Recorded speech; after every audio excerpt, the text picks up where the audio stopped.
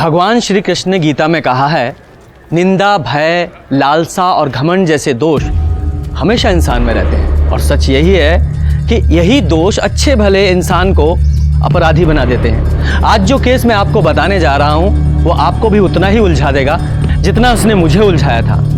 ये केस 2017 का है, जब मैं उत्तर प्रदेश के बिजनौर में पोस्टेड था।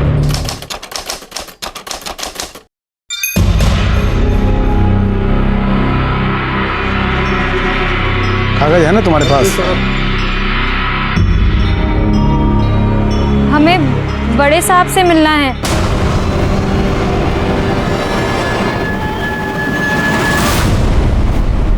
बताइए क्या परेशानी है? हम माँ बनने वाले हैं। ये तो खुशी की बात है। साहब, ये बच्चा हमारे पति का नहीं है। तो फिर किसका है? हम नहीं जानते। आपके साथ किसी ने बलात्कार? हमें नहीं पता। हमें बस इतना पता है कि कोई है जो हमारी लाचारी का फायदा उठा रहा है। कौन है ये हम नहीं जानते। कहाँ चल रहा है सब? हमारे ससुराल में। मैं कितना खुशकिस्मत हूँ कि तुम मेरे पास हो।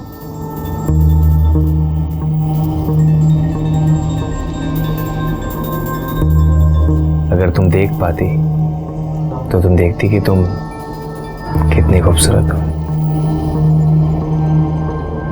हम आपसे एक बात पूछें? हाँ पूछो। आपने हमसे शादी क्यों की? क्योंकि जो तुम दे सकती हो वो कोई और लड़की नहीं दे सकती। क्या? प्यार। मैं जानता हूं धानी के कमी तो मेरे अंदर भी है, लेकिन दो अधूरे इंसान ही एक दूसरे को पूरा कर सकते हैं। तुम कहो तो बत्ती बुझा दूं?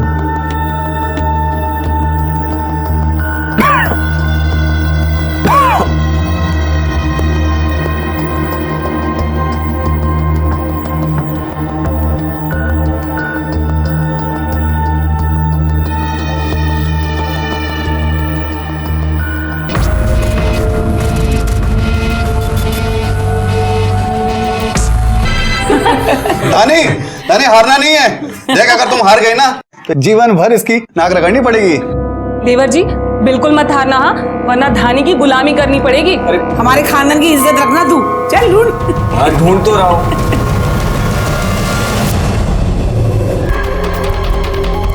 माँ जी, देवर जी जीत गए।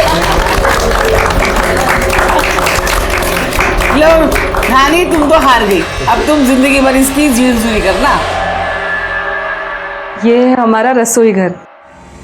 भाभी, हमें सहारे की जरूरत नहीं है। आप बस आगे चलते जाइए और हम आपकी आवाज़ सुनकर आ जाएंगे। ठीक है। अच्छा भाभी, चूल्हा कहाँ है?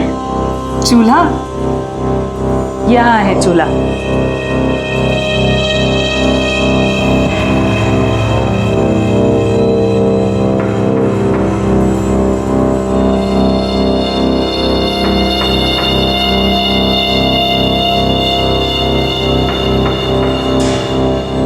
धानी, माँ जी ने कहा है कि आज तुम्हारी पहली रसोई है तो तुम्हें खीर बनानी है। तो सारा सामान यहाँ मौजूद है।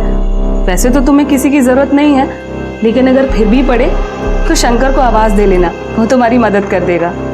जी भाभी। मैं जाऊँ? जी।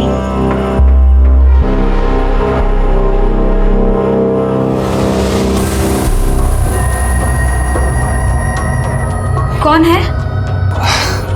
अरे हम हैं, सुरेश। क्या हुआ? आप?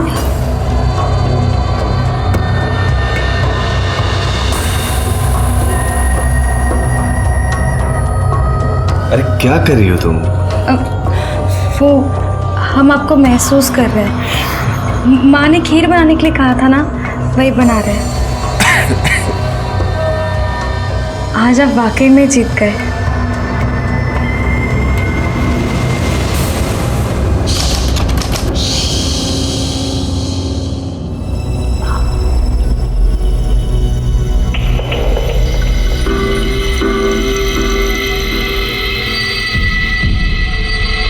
क्या हुआ? आप सोए नहीं अभी तक? आज नींद की गोली नहीं खाई ना? क्यों? अगर हम सो जाएंगे तो हमारे बीच में सोने वाला कहाँ से आएगा? हम पानी लेकर आते हैं। अरे रुको ना, हम ले आएंगे।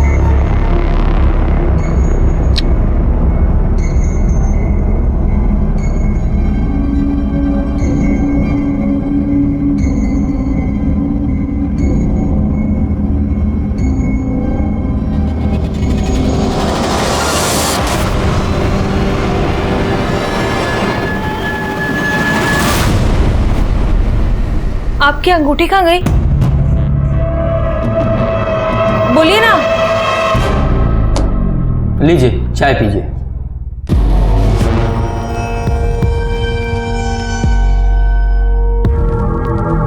हमें इलायची वाली चाय पसंद नहीं है। ठीक है, आप पानी पीजिए।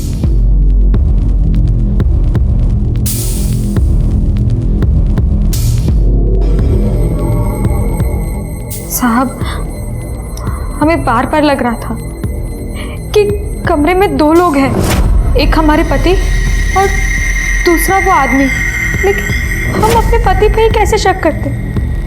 इसलिए बस बार बार अपने मन को समझा रहे थे कि ये सिर्फ हमारा वहम है। लेकिन उस दिन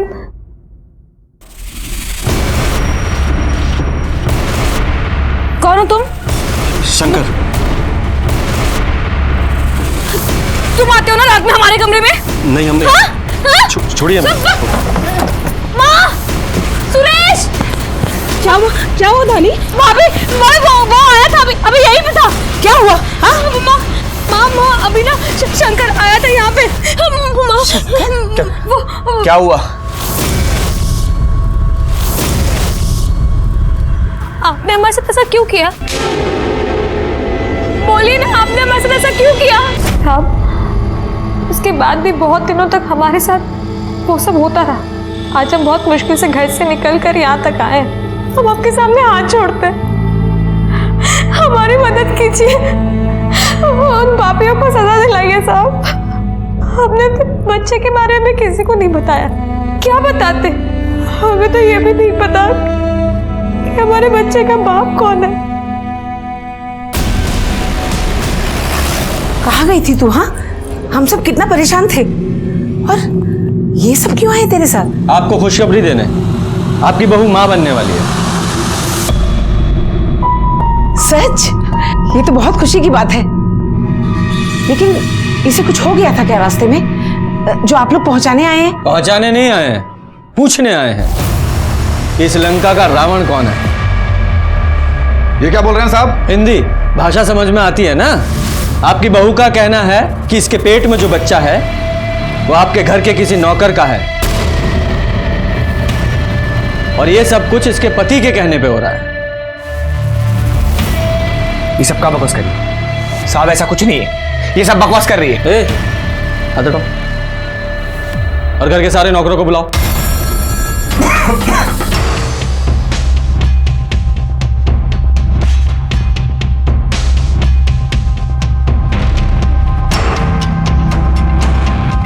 साहब, इनमें से कोई शंकर नहीं है। जाइए आप लोग। शंकर साहब, शंकर को तो शादी के दूसरे हफ्ते ही भैया ने घर से निकाल दिया था। क्यों? वो तो रमा भाभी से उसने बदतमीजी की थी। क्यों?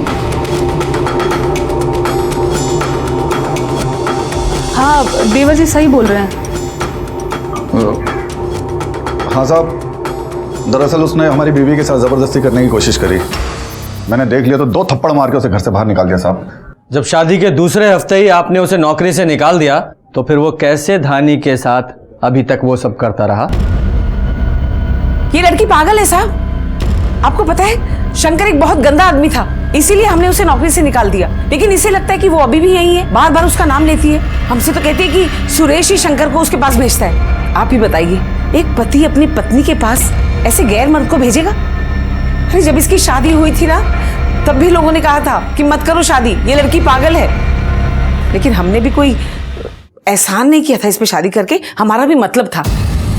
हमारे बेटे में खोट है, इसका पैर ठीक नहीं है, इसीलिए हमने एक अंधी लड़की से इसकी शादी करवा दी। हमें लगा था कि दोनों की ठीक रहेगी, खूब जमेगी इनकी। साहब ये सब कोई झूठ बोल रहे हैं, आप हमारे साथ चलिए, हम आपको बताते हैं। रानी इधर आ जाओ, गाड़ी में बैठो, इस तरफ। नहीं नहीं साहब, गाड़ी की ज़रूरत नहीं है, यही पास में रहती है मेरी माँ, 10 मिनट की दूरी है। आप चलिए ना, मैं लेकर चलती हूँ ना आपको। अच्छा ठीक है, चलो।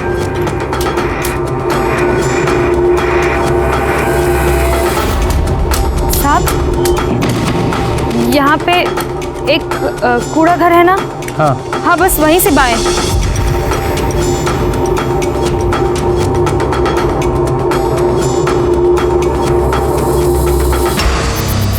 साहब यहाँ है हमारी माँ का घर। तुम्हें इतना एक्यूरेट कैसे पता? साहब भगवान जब एक हाथ से लेता है ना तो दूसरे हाथ से झोली भर कर देता है। हम अंधे जरूर हैं, लेकिन किसी भी आम आदमी से ज्यादा महसूस कर सकते हैं।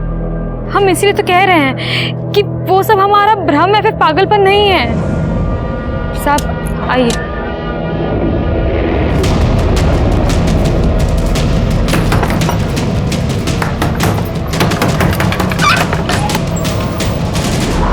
धानी, क्या माँ? क्या हुआ? माँ आप बताइए ना इनको, क्या हमारा दिमाग खराब है? हम पागल हैं? नहीं नहीं बेटा, आप बताइए ना इनको, कि विश्वास नहीं कर रहे माँ। परेशान मत हो। अंकुर, तू दीदी को अंदर ले जा। अंदर जाइए। दीदी आप यहाँ पर आराम करो।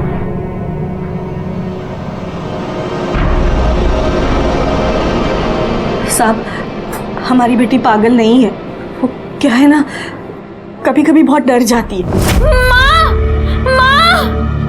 कौन है? बेटा वो कोई नहीं है। नहीं मामा को था यहाँ पे, नहीं छू रहा था।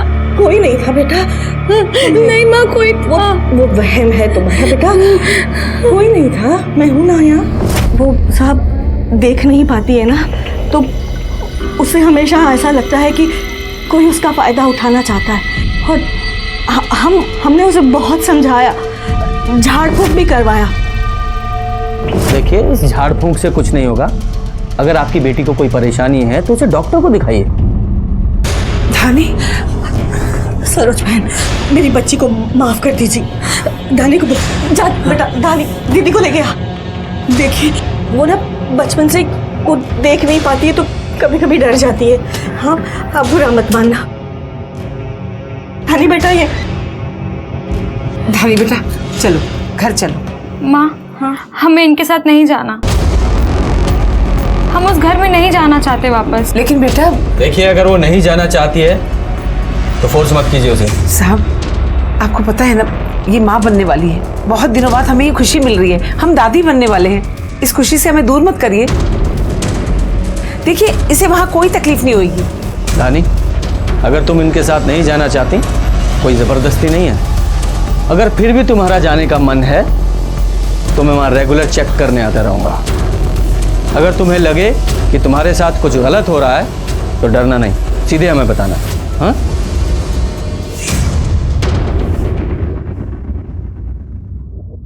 कौन है? कौन है? कौन है?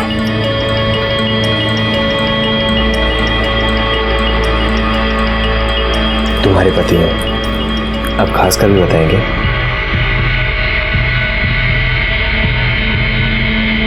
आराम से।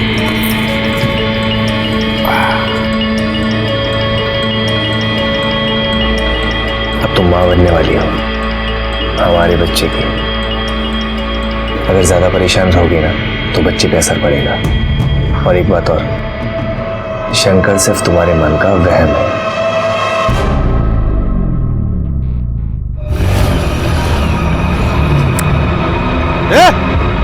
क्या कर रहा है वहां? क्या कर रहा है यहाँ?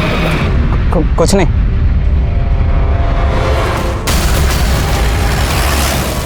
इस लाश को सबसे पहले किसने देखा था? इस लड़के ने साहब। इसे पहचानते हो? ना साहब। सर, उधर झोपड़ी में ये कुल्हाड़ी मिली है, इस पर खून लगा है, ये देखिए सर। फिंगरप्रिंट्स के लिए इसे फॉरेंसिक भेजो। आप इसे पहचानते हैं? साहब ये हमारे घर का नौकर शंकर है। और ये खेत किसका है? खेत भी हमारा है साहब। अच्छा, तो ये खेत भी तुम्हारा है और ये नौकर भी तुम्हारा है। लाश को पोस्टमार्टम के लिए भेजो। साहब एक दिन पहले ही धानी हमारे पास अपने पति सुरेश और नौकर शंकर के खिलाफ शिकायत लेकर आई थी और अगले ही दिन शंकर की लाश हमारे सामने थी। उसके घर वालों ने हमें बताया था कि धानी की दिमागी हालत ठीक नहीं है, वो अंधी है, इसीलिए उसे अक्सर वहम हो जाता है कि कोई उसके अंधेपन का फायदा उठा रहा है। लेकिन शंकर की लाश मिलने के बाद ये साफ हो गया कि ये सिर्फ धानी का वहम नहीं था, बल्कि उसके वहम में कुछ न कुछ सच्चाई तो जरूर थी। साहब हमें नहीं पता कि उसने धानी के साथ क्या किया, और हमें यह भी नहीं पता कि लाश हमारे खेत में कैसे आई साहब। लो मैं बताता हूँ, देखो ये बदले की कहानी है ना, ये महाभारत काल से चली आ रही है, सिर्फ पात्र बदल जाते हैं। अब शंकर ने धानी के साथ जो कुछ भी किया या नहीं किया उसकी सच्चाई का पता तो हम लगा लेंगे, लेकिन ये तो तुमने ही बताया था ना कि शंकर ने तुम्हारी बीवी पे हाथ डाला था, तो तुम्हें गुस्सा आया, तुमने इसे मार दिया।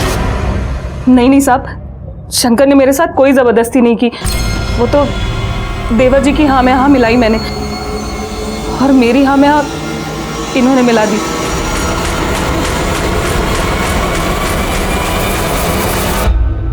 आपकी जो भाभी जी कह रही हैं सच बोल रही हैं? कमाल की फैमिली है आप लोगों की, पूरा परिवार एक दूसरे की हाँ में हाँ बहुत अच्छे से मिलाता है, और आप लोग एक दूसरे की हाँ में हाँ मिलाकर धानी को पागल साबित करने की कोशिश तो नहीं कर रहे हैं? ये धानी हमारे पास तुम्हारी शिकायत लेकर आई थी, अपने नौकर शंकर को उसके साथ सुला रहे हो तुम। अब शिकायत लेकर आई तो डर गए और मार डाला उसे, अपने भाई के खेत में गाड़ दिया। तुम्हें क्या लगा लाश बरामद नहीं होगी तो क्या सच बाहर नहीं आएगा? कैसे मारा उसे? हमारा बेटा ऐसी घटिया हरकत कभी नहीं कर सकता। और शंकर को काम से ना तो सुरेश ने निकाला है ना रमेश ने, उसे काम से हमने निकाला था। बदतमीज, जिस थाली में खाता है उसी में छेद करता है। तेरी हिम्मत कैसी हुई मेरे घर की इज्जत पे हाथ डालने की? नहीं माँ जी, मैं तो निकल जा। अरे माँ जी, हमारी बात तो ऐसा तो नहीं जो आप समझ रही है। माँ सच कह रही है, उन्होंने ही शंकर को घर से निकाला था, लेकिन साहब उसके बाद भी शंकर हमारे पास आता था। अरे नहीं धानी, शंकर नहीं आता था, हमने शंकर को उसी दिन निकाल दिया था, लेकिन वो बात इसके मन में घर कर गई। दिमागी तौर पे कमजोर है ना ये, इसे डर लगने लगा था, इसीलिए ये सोचती थी कि सुरेश ही शंकर है। आप अपने बेटे से पूछिए ना, उन्होंने हमारे साथ ऐसा क्यों किया? पैर फिसल गया तो हमने संभाला उसे, तो चीखने लगी, चिल्लाने लगी और कहती है कि शंकर शंकर। आपको हमारे साथ चलना पड़ेगा।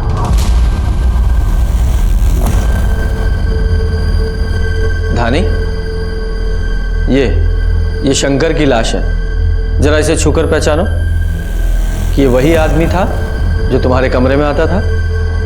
ग्लव्स दो इन्हें। नहीं साहब, अगर हम ग्लव्स पहनेंगे तो पहचान नहीं पाएंगे। ठीक है, रहने दो।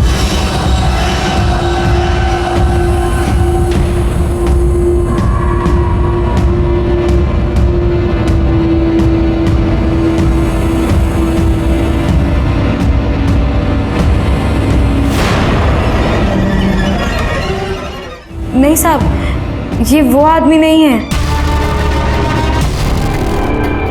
धानी, अच्छे से छू के पहचानने की कोशिश करो। साहब, हम एक बार किसी को छू लेते हैं ना तो हम उसे कभी नहीं भूलते। ये वो आदमी नहीं है जो हमारे कमरे में आता था।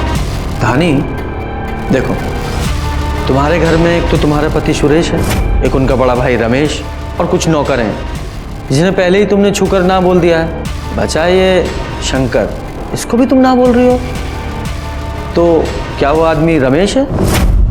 नहीं साहब, रमेश भैया की आवाज़ हम पहचानते हैं, वो कोई और ही आदमी था। सच कहे तो साहब, अब हमें भी लगता है कि शंकर ने हमारे साथ कुछ नहीं किया, ये सिर्फ हमारे मन का वहम है। कमाल है सर, अगर शंकर धानी के पास नहीं जाता था तो और कौन जाता था? ये धानी झूठ बोल रही है, शंकर ही था जो उसके कमरे में जाता था। लेकिन सर, जो औरत खुद शिकायत लेके हमारे पास आई थी, हमसे वो वाला झूठ क्यों बोलेगी?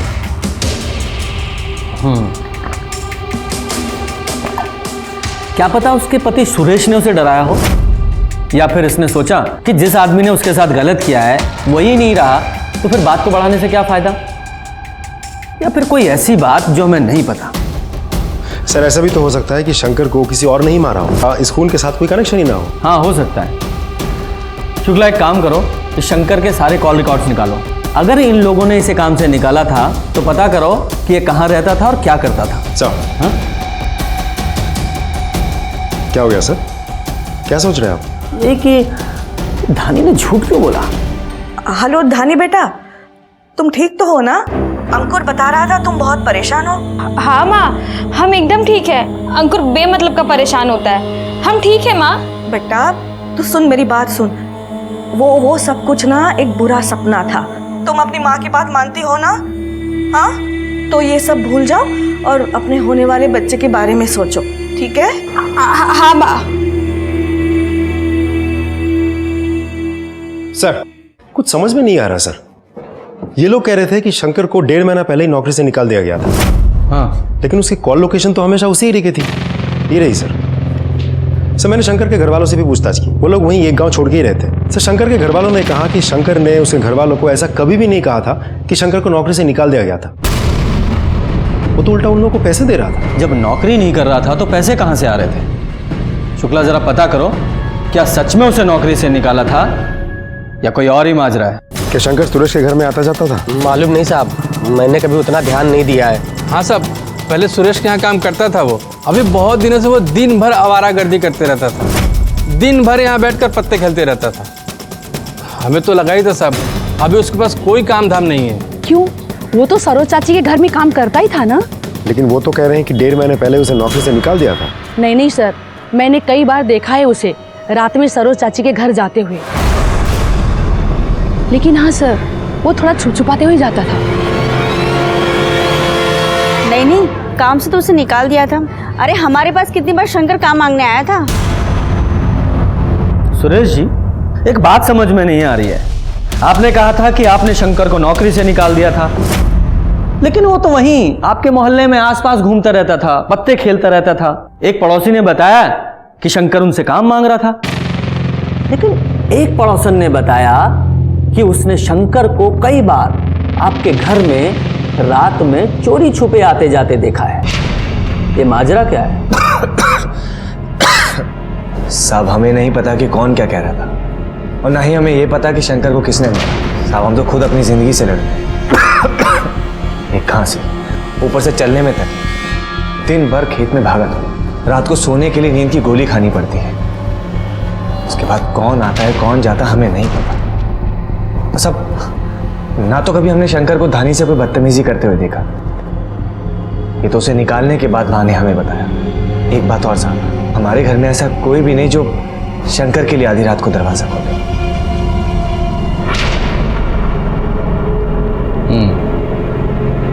अब जाइए।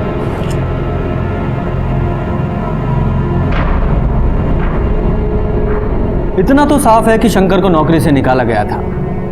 जरा इस सुरेश की कॉल रिकॉर्ड्स निकालो।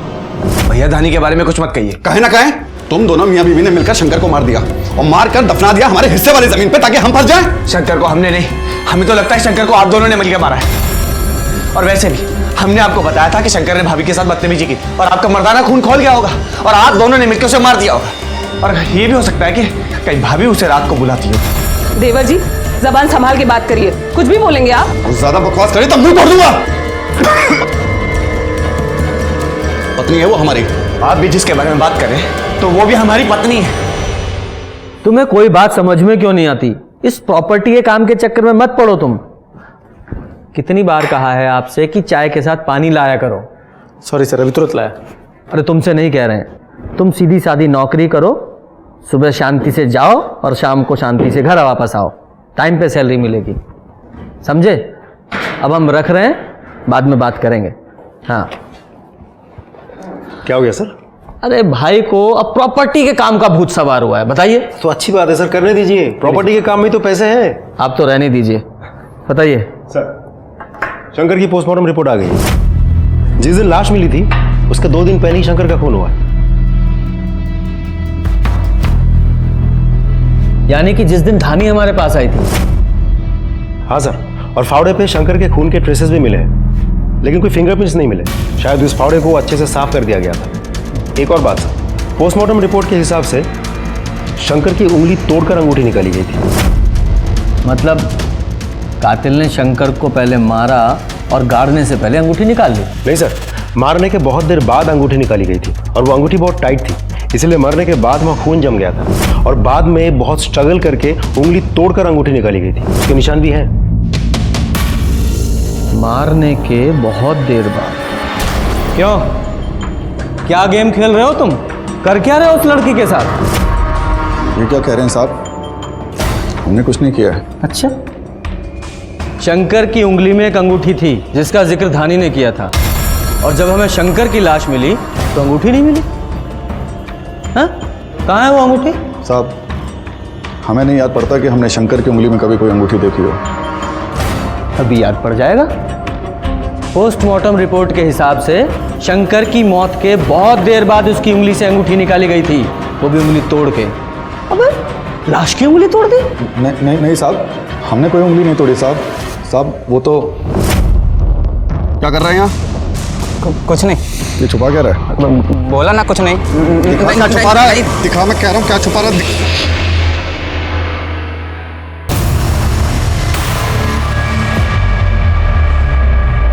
कहाँ से मिली अंगूठी? कहाँ से मिली अंगूठी? तो तुमने वो अंगूठी हमें क्यों नहीं दी? साहब, क्योंकि वो अंगूठी हमारे छोटे भाई सुरेश की है। अगर आप लोगों को वो अंगूठी शंकर के पास मिलती साहब तो आप लोग उस पर शक करते। अच्छा। और धानी ने तो पहले ही आप लोगों को इतना कुछ कहा था, इसलिए वो अंगूठी हमने रख ली। माता रानी का प्रसाद समझ के? अगर तुझे हम यहाँ माता रानी का प्रसाद समझ के रख ले तो? नहीं रख लेते हैं। आप कहीं बाहर जा रहे हैं? तुम्हें कैसे पता? वो आपने अपनी फेवरेट परफ्यूम लगाई है ना, उससे। हम दोनों बाहर जा रहे हैं डॉक्टर के पास।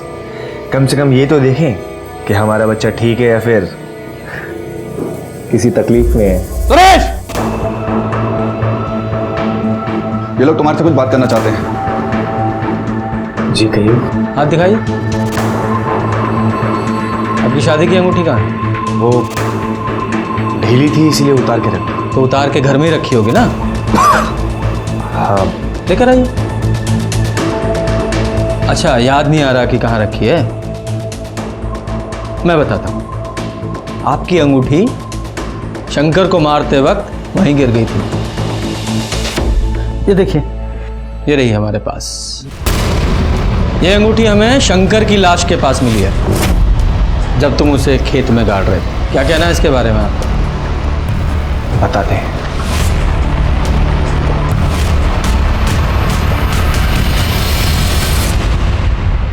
ये रही हमारी अंगूठी।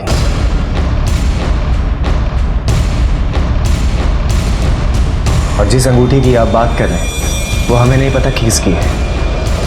ये अंगूठी हमें हमारी शादी में मिली थी। ये देखिए, ढीली होने की वजह से कई बार हम इसे उतार के रख देते। धानी ने भी कई बार हमें टोका कि हमारे हाथ में कभी अंगूठी होती है और कभी नहीं।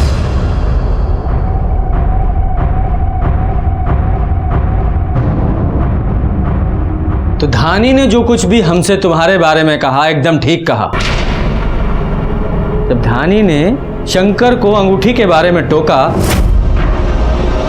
आपकी अंगूठी कहाँ गई? तो तुमने शंकर के लिए भी ठीक वैसी ही अंगूठी बनवा दी ताकि इसे शक ना हो। बहुत खूब। साहब, आप ऐसे कैसे बोल सकते हैं? भला हम अपनी पत्नी के साथ ऐसा क्यों करेंगे? जब इतना सब कुछ हमने पता लगा ही लिया है तो ये भी पता लगा लेंगे। धानी, तुमने ये अंगूठी कहाँ से बनवाई थी? हाँ साहब, मुझे अच्छी तरह से याद है। एक अंधी लड़की अपनी माँ के साथ में आई थी।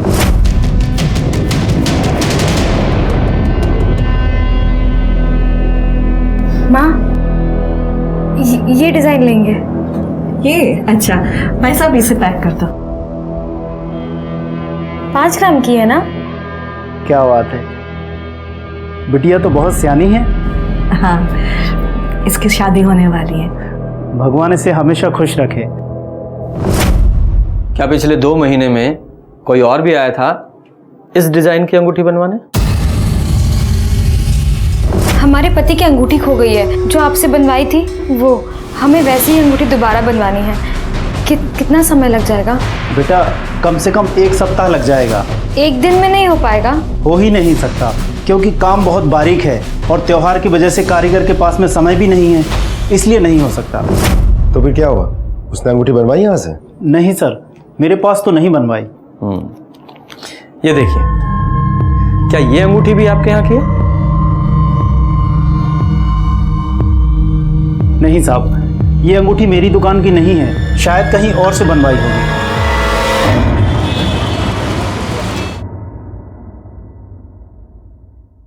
सर, एक बात मुझे खटक रही है। अब धानी से पूछेंगे नहीं कि वो सेम डिजाइन की अंगूठी बनवाने क्यों गई थी और एक दिन के अंदर ही उसको डिलीवरी क्यों चाहिए थी? शुक्ला, मुझे नहीं लगता कि धानी से यह सब पूछकर कोई फायदा होने वाला है, क्योंकि उसने शंकर की लाश को छूकर साफ साफ झूठ बोल दिया कि शंकर वो आदमी है ही नहीं। कहीं ऐसा तो नहीं कि इस शंकर के साथ इसका कोई अफेयर चल रहा हो और वो सेम डिजाइन की अंगूठी शंकर को गिफ्ट करना चाहती हो जैसी कि उसने अपने पति को गिफ्ट की थी। हो भी सकता है सर। हाँ, एक काम करो, इस धानी से कोई भी पूछताछ करने से पहले सारी ज्वेलरी शॉप में पता करो कि सेम डिजाइन की अंगूठी किसने बनवाई थी, धानी ने या किसी और ने। एक बार ये पता चल गया कि अंगूठी किसने बनवाई थी तो ये भी पता चल जाएगा कि धानी ने हमें जो कहानी सुनाई है वो सच है या झूठ। सर एक और बात, रमेश और सुरेश के कॉल रिकॉर्ड के हिसाब से मर्डर के टाइम दोनों घर पे ही थे। बेटा वो पुलिस आई थी, पूछ रही थी कि तुम दूसरी अंगूठी बनवाने क्यों गई थी। आपकी बेटी ठीक इसी तरह की अंगूठी बनवाने दोबारा क्यों गई? हमें नहीं पता। हम तो देखने गए थे कि वैसी डिजाइन की अंगूठी एक दिन में बन पाएगी भी कि नहीं। माँ, वो शंकर है ना? माँ, हमें नहीं पता कि अब क्या होगा, लेकिन हम ऐसे घुट घुट के नहीं जी सकते थे माँ। अंकुर। हाँ दीदी। हमें पता है तुमने हमेशा हमारा साथ दिया और आगे भी देते आओगे ना? हाँ दीदी, मैं तुम्हारा साथ दूंगा दीदी, रो मत दीदी।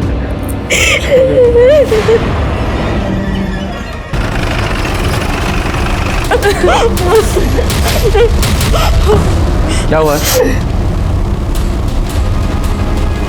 संगीता? चेक करो जरा।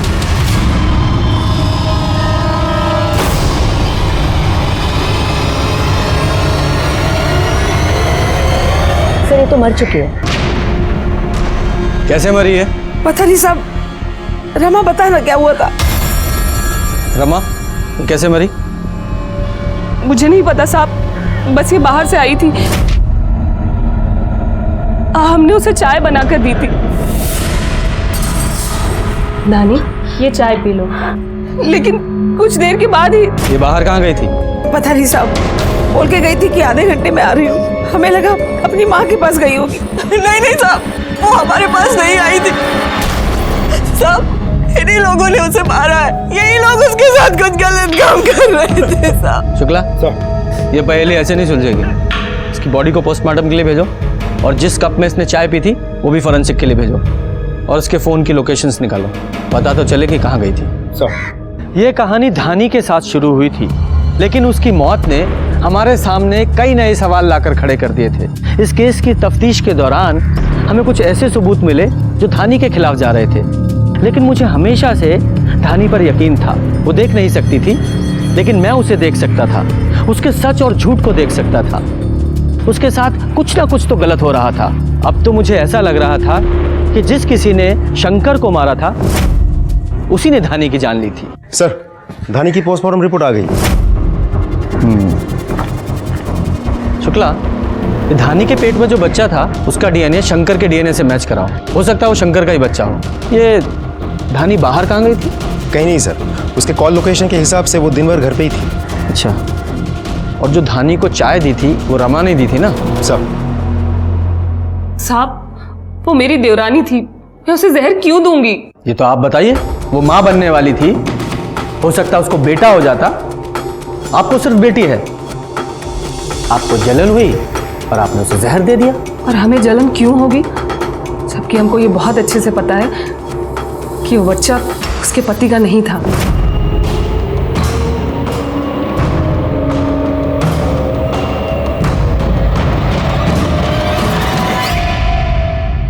ये सब कुछ आपके आंखों के सामने हो रहा था और आपने कुछ नहीं किया। हमने माँ जी को इसके बारे में सब कुछ बता दिया था। मैं अभी जाके सुरेश से बात करती हूँ। नहीं नहीं माँ जी, मेरा नाम मत लीजिएगा। तू क्यों घबरा रही है? हाँ, तूने कुछ गलत थोड़ी किया। सुरेश, हम आपको बाद में कॉल करते हैं। ये शंकर का क्या चक्कर है? वो माँ, देख, तू ये सब क्या कर रहा है हमें नहीं पता, लेकिन ये सब इस घर में नहीं चलेगा, समझ गया? और इसके बाद ही माँ जी ने शंकर को घर से बाहर निकाल दिया। हमने बदनामी के डर से इसके बारे में किसी को नहीं बताया। एक बात समझ में नहीं आई कि सुरेश अपनी पत्नी के साथ ये सब क्यों कर रहा था? वो बीमार है।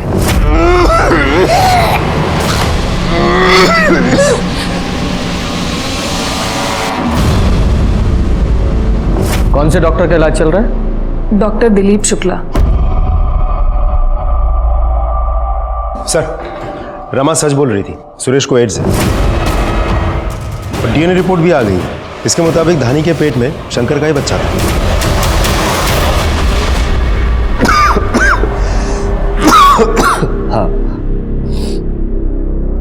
हाँ, हमें एड्स है और उस शंकर को भी धानी के साथ वो सब करने के लिए हम नहीं करते। हमें बच्चा चाहिए था, बेटा।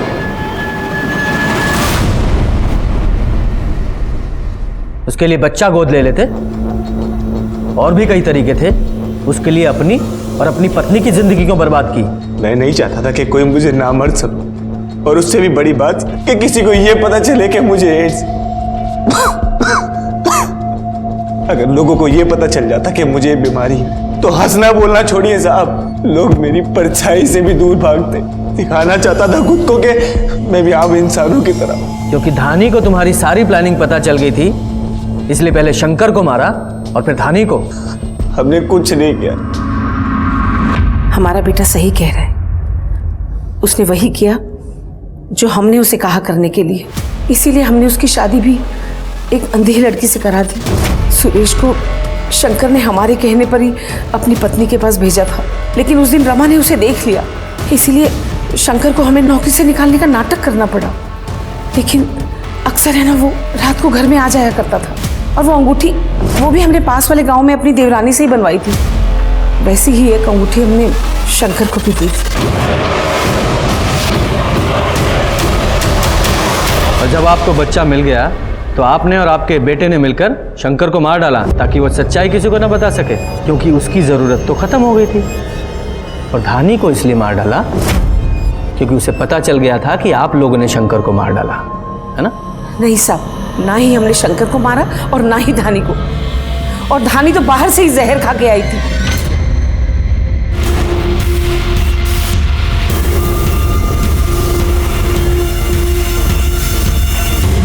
अगर बंदोबस्त में गए थे तो क्या थाने का काम नहीं होगा? ये टोपी ठीक करो। सर, मैंने हर जगह पता कर लिया है, धानी ने जहर नहीं खरीदा था। ये रही उसकी कॉल रिकॉर्ड्स।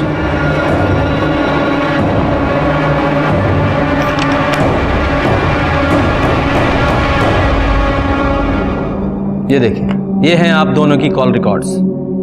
उस दिन आप दोनों के फोन की लोकेशन रमेश के खेत की ही थी।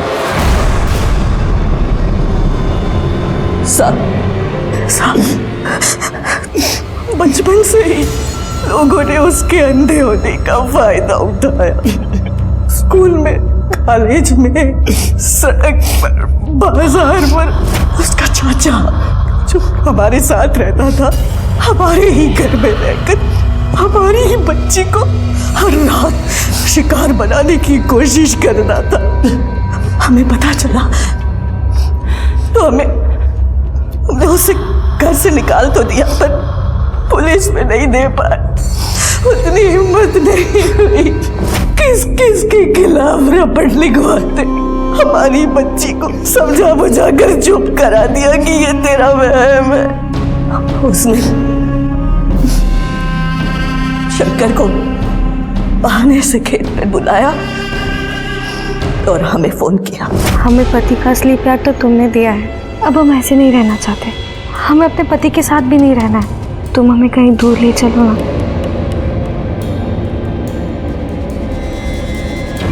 आ गए तुम? हाँ धानी, धानी चलो हम तुमको लेके कहीं दूर चले। तुझे क्या लगता है हम तुम्हारे जैसे घटिया आदमी के साथ कहीं जाएंगे? हम जानते हैं कि तुम हमारे साथ खेल खेल रहे हो और हम तुम्हारा और तुम्हारे मालिक का सच सबको बता देंगे। उन लोगों पर शक जाए, उन लोगों को सजा मिले। और धानी? वो थक चुकी थी। हम अंधे होकर भी कभी इतने लाचार नहीं थे। हमने सोचा था हम अपनी जिंदगी अकेले ही काट लेंगे,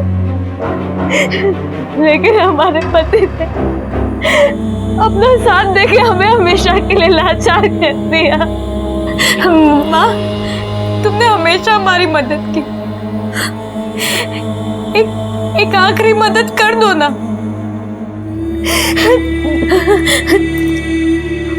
तुमने हमें जीवन दिया ना, मौत भी तुम्हें दे दो ना माँ।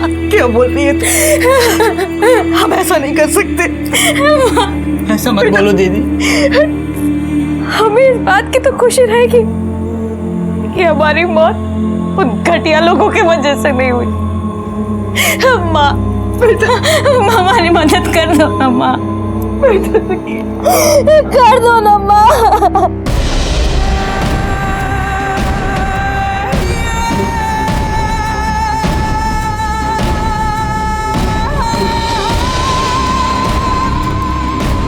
रानी अपने साथ हमारे घर से ही थोड़ा जहर लेकर गई थी, चाय में मिलाकर पीने के लिए। हमसे बोली थी कि हम किसी और को चाय बनवाने को कहेंगे और फिर चाय में डालकर पी जाएंगे ताकि उन लोगों पे शक जाए, उनको सजा मिले। कुंती ने सारा इल्जाम अपने सर ले लिया था। उसे शंकर और धानी के खून के लिए सजा हुई। धानी अपने नए घर में खुश थी। उसे सुरेश की बातों पर यकीन था। वो यही सोच रही थी उसका पति उसे अब हर मुसीबत से बचाएगा। लेकिन तभी उसे आने वाले अपराध की दस्तक मिली। लेकिन उसके घर वालों ने न सिर्फ उसे चुप कराया बल्कि हमें भी ये बोलकर गुमराह किया कि वो दिमागी रूप से बीमार थी। सुरेश को एड्स था। सरोज और सुरेश दोनों यही चाहते थे कि सुरेश की इस बीमारी का किसी को पता न चले और वो एक नॉर्मल इंसान की जिंदगी जिए। उनकी चाहत में कोई बुराई नहीं थी, लेकिन उनका तरीका बुरा था। उन्होंने जो कुछ भी धानी के साथ किया था वो सरासर गलत था। और इंसान जब अपनी इच्छा को पूरी करने के लिए किसी दूसरे के साथ गलत करता है तो वो आने वाले अपराध की दस्तक होती है। इसी के साथ मैं सीनियर इंस्पेक्टर रंजीत ठाकुर आपसे विदा लेता हूँ। कल फिर मिलेंगे, तब तक सतर्क रहिए और देखते रहिए क्राइम पेट्रोल दस्तक। मकसद बताना नहीं, बचाना है। जय हिंद।